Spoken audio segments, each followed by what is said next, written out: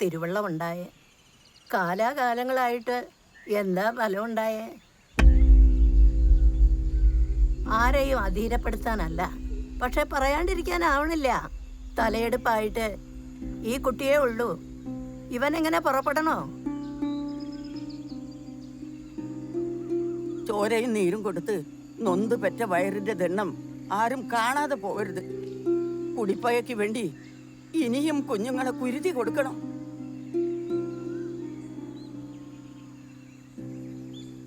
അപ്പ അടിമക്കൊടി അയക്കന്നെ. ഇത് പറയാൻ എങ്ങനെ നാവ് പൊന്തി? പെറ്റ വയറിന്റെ ദണ്ണം വള്ളുവനാടിന്റെ മാനം കാക്കാനല്ലെങ്കിൽ ഇന്നാട്ടിലെ പെണ്ണുങ്ങളൊക്കെ എന്തിനു പെറണു?